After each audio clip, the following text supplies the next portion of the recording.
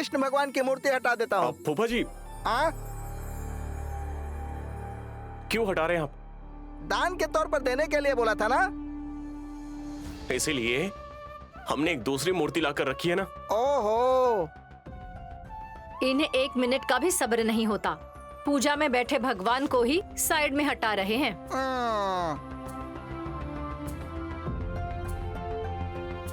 अनजाने में हुई गलती, इससे कुछ नहीं होता। जानबूझकर करने वालों को सजा भुगतनी पड़ती है। पर मेरे पति की तरह। ए, तुम हमेशा मुझ पर आकर क्यों रोती हो? मेरा कौन चल बसा कि मैं रोऊं? ए, उससे क्यों बात कर रहे हो? विग्रह किसी को देना है बोल रहे हैं ना, तो देने दो। माँ, हम आपको भगवान श्री कृष्ण की मूर्ति देना चाहते थे। मुझे क्यों? जो ब्राह्मण बनने के काबिल है उस नैनी को दो ना।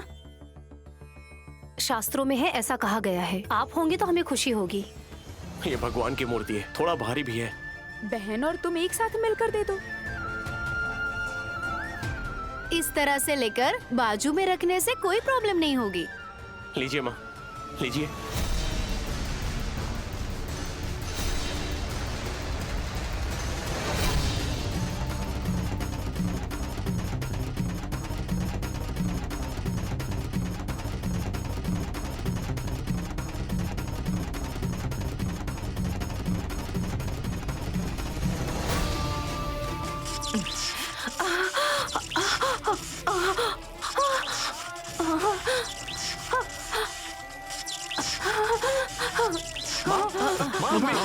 सासू माँ, मम्मी, माँ, सासू माँ क्या हुआ? मम्मी, मम्मी, मम्मी क्या हुआ? मम्मी, मम्मी, सासू माँ क्या हुआ आपको? माँ क्या हुआ? माँ, भाभी क्या हुआ? भाभी क्या हुआ सासू माँ को? लगता है माँ को करंट लगा है। माँ, लगता है शॉर्ट सर्किट हो गया है।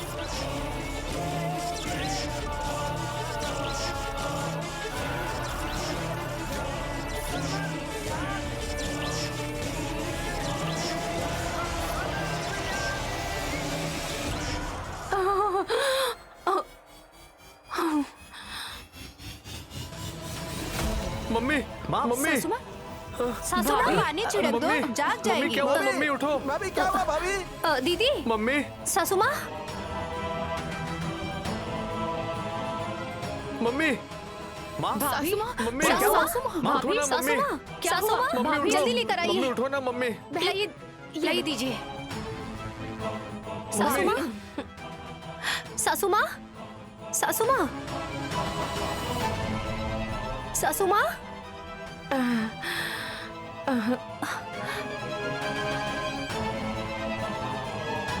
माँ, आराम से उठिए।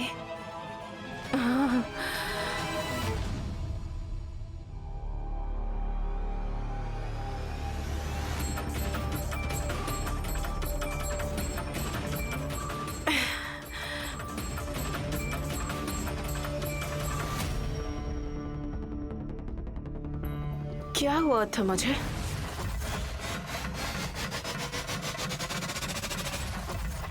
मम्मी, करंट पास हुआ था।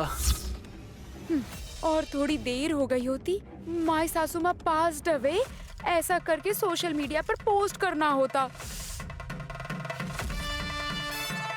क्यों, वायर कट हो गया था क्या? देखना पड़ेगा माँ। ये कंज विग्रह है ना, तुरंत करंट पकड़ लेता है।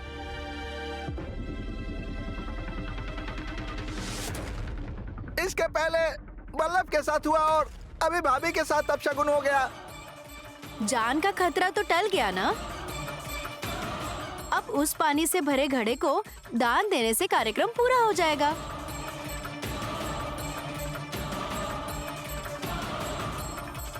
अरे नहीं, मैं और कुछ नहीं लूंगी। रेस्ट तो करना पड़ेगा ना।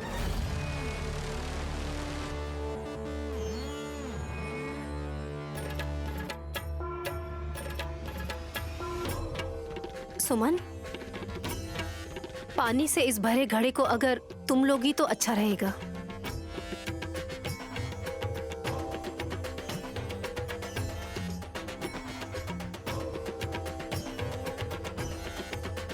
इससे कोई फायदा होने वाला है क्या दीदी? इस जीवन में विजय, परलोक में जाने के बाद मुक्ति में सहायता मिलेगी।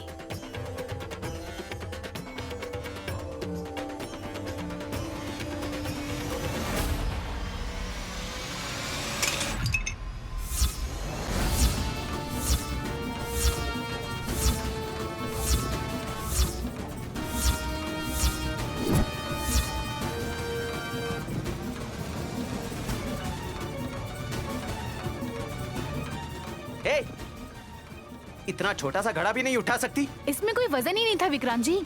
अगर जीते जी कुछ अच्छा होने वाला ही था तो अलग बात थी ना, लेकिन ये तो कह रही है परलोक में जाने के बाद मुक्ति मोक्ष, यानी मेरी दीदी मेरी मौत चाहती है ना।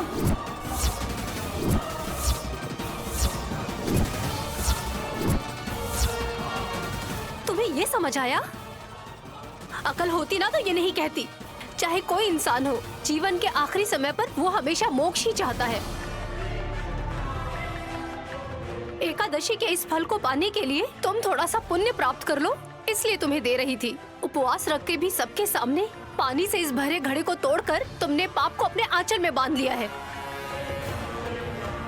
लेकिन तुम तो ऐसा ही चाहती थी कि मैं कोई गलती करूं और पापी बन जाऊं।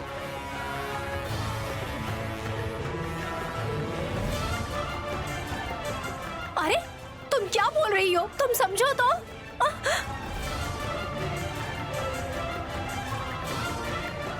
नैनी, जाने दो। अपने हाथ में घड़ा लेकर इसने उसे जितनी आसानी से गिरा दिया।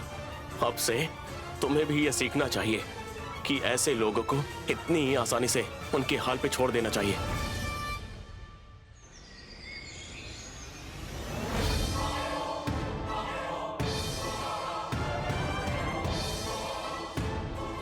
बिजी हो क्या? नहीं हूँ, बोलिए। पास में जो फ्लावर का वास है वो दोगी?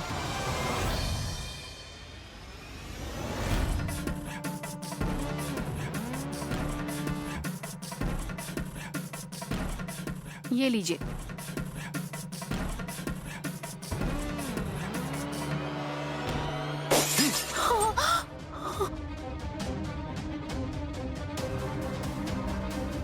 क्या हो गया आपको? फ्लावर वास हाथ में लेकर जमीन पर पटक दिया। यही पूछना चाह रही हो ना कि तुम पागल हो गए हो क्या? मैं क्यों पूछूंगी, आप खुद ही तो बोल रहे हो। है ना? यही सेम फीलिंग तुम्हारे लिए घर वालों की भी है। एकादशी में श्री कृष्ण जी की पूजा करके थोड़ा पुण्य वो तुम्हें भी देना चाहते थे। नैनी भाभी उस पानी से भरे घड़े को तुम्हें दान के तौर पर देना चाहती थी, पर तुमने नहीं लिया। फ्लावर वास की तरह उसके भी टुकड़े हो गए। अब समझ गई मैंने वहाँ ऐसा किया इसलिए आपने यहाँ ऐसा किया। हर रोज तुम्हारा बिहेवियर बदतर होता जा रहा है। तुम्हारी जगह कोई और होता ना तो पता है मैं क्या करता? फूल की तरह रखते जानती हूँ। वैसे आपने कभी भी मेरे लिए कोई चमेली का फूल लाया है? उतनी दूर की छोड़ो, कभी गुलाब का फूल दिया है? आपके पास बैठती हूँ तो स्वीट का एक टुकड़ा तक नहीं खिलाया आपने मुझे, या फिर कोई टुकड़ा बचाया हो। बस करो। फूल लाए, वहाँ अचार लाए, ऐसी छोटी सोच रखती हो तुम। क्या तुम कभी भी मेरे साथ एक बीवी की तरह रही? रहती तो हूँ मैं। हाँ रहती तो हो। जैसे पैसे आते हैं 10,000 की साड़ी पहनकर कैट वॉक करना शुरू करती हो। प्रॉपर्टी मिलेगी इस उम्मीद से उधार लेकर जिंदगी काट रही हो। और क्या कर रही हो?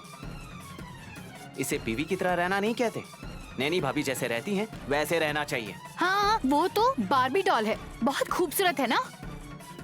ऐसा कहते हैं कि रोज उन्होंने फूल की तरफ देखा तो फूल की खूबसूरती बढ़ती है।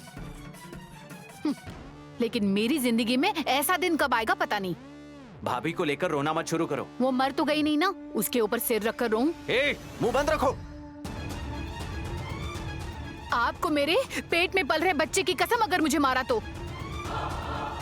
जिनके बस का कुछ नहीं वो ऐसी कसमें देते हैं। आपके बस में क्या है जरा बताइए ना। विशाल जीजा जी की तरह काम कर सकते हैं, एक कंपनी का निर्माण कर सकते हैं, छोड़िए एक नई कार खरीद सकते हैं। सुनो, इसे बस की बात नहीं कहते हैं। हमारे पास जो है उसी में खुश रहना उसे कहते हैं। ऐसे भाषण मेरे सामने मत दीजिए, जाकर 4 लोगों के बीच दीजिए, आपको एक आश्रम भी मिल जाएगा। आखिर में वही मिलेगा, ये मैं जानता हूँ। तुमसे शादी करने के बाद मुझे क्लैरिटी मिली कि मैं सन्यासी ही बनने वाला हूँ। उसकी वजह मैं हूँ ऐसा मत कहिए। तुम ही हो। तुम्हारी वजह से मेरी जिंदगी का सुख चैन सब खो गया है। अगर तुम अच्छी तरह रहती तो मेरी सेहत भी बहुत अच्छी रहती। 10 साल बीते नहीं और ये 85 साल के बुजुर्ग की तरह बातें कर रहे हैं। पता नहीं मेरे जैसे दुर्भाग्य कितने लोगों के हैं जो ऐसे पति को झेल रहे हैं।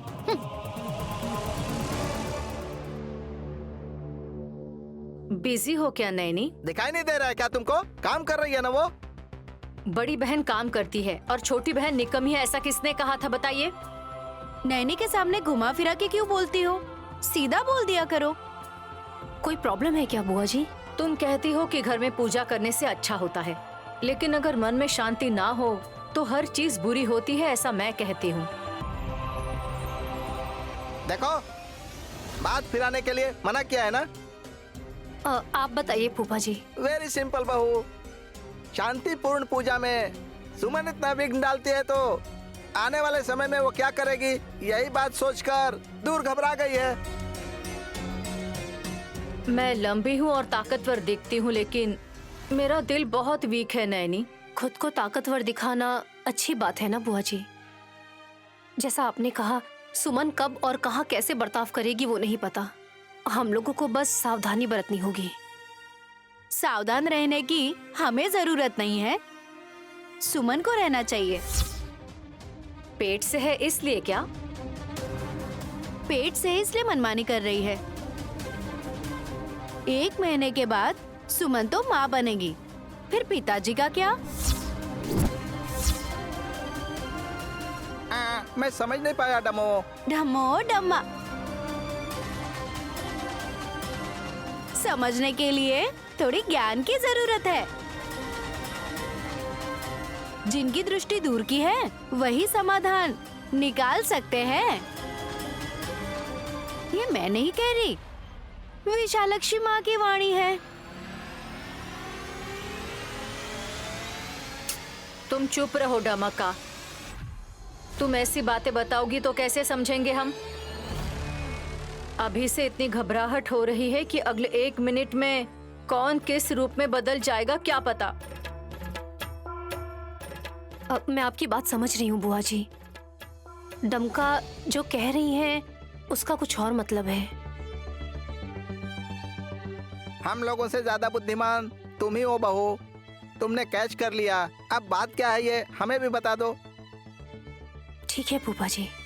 कल के लिए तैयारी करते हैं, चलो चलते हैं।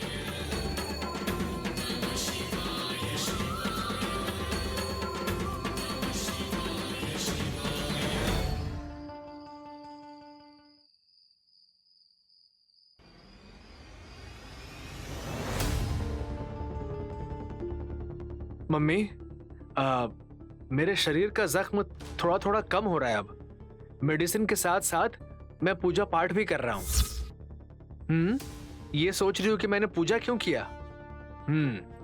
सबसे इम्पोर्टेंट बात कि मैं कोई भी ड्रेस नहीं पहन पा रहा था मम्मी। धोती लुंगी पहनकर जब घूम रहा था तो नैनी ने मुझे ये सलाह दी थी। तुम्हें? हाँ मम्मी। आज सुबह सुबह नहाने के बाद जब मैं धोती पहनकर बाहर निकला तो राधा कृष्ण के सामने उसने कहा कि सर झुकाओ और प्रार्थना करो कि सारी गलतियों को ईश्वर माफ कर दें, और बोली 11 बार उठक बैठक करो। तो फिर तुमने क्या किया? वैसा ही तो किया। और उसके आधे घंटे के बाद मेरी बॉडी में धीरे धीरे बदलाव आना शुरू हो गया। जो भी हो, नैनी ग्रेट है मम्मी।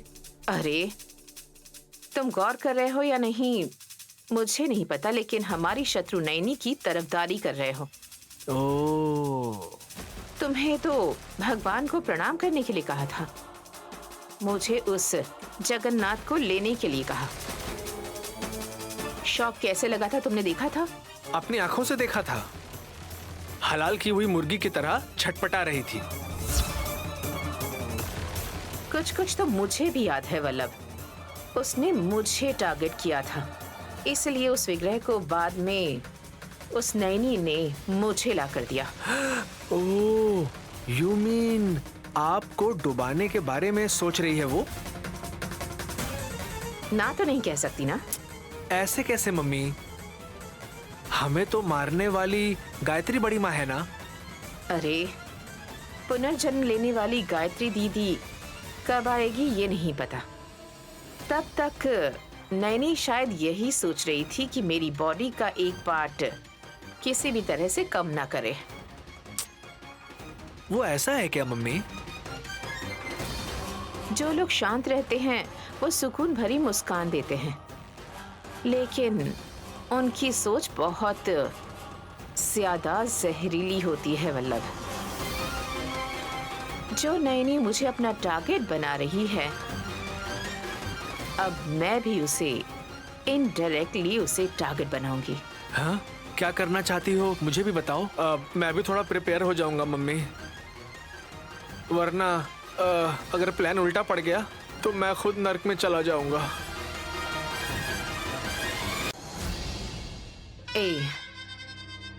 हम कुछ भी करें उससे पहले सुमन अपनी गोद भराई के लिए रेडी हो गई। सुबह होते ही उसकी तैयारियां शुरू हो जाएंगी। दोनों बहनों के बीच में अब कोई लगाव नहीं है, इसलिए हम इस मौके का फायदा उठाएंगे। तो फिर झगड़ा करेंगे क्या? वो सब तो कॉमन है। इतनी आसानी से बोल रही हो।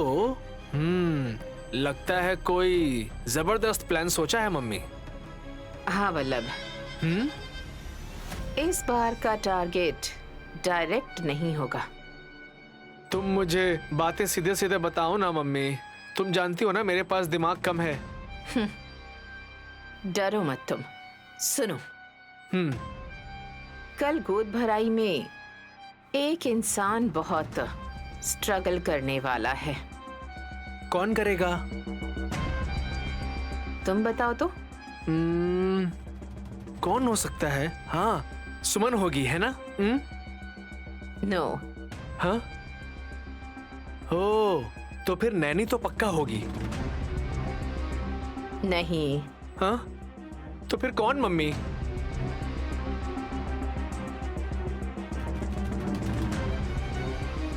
विक्रांत। हाँ?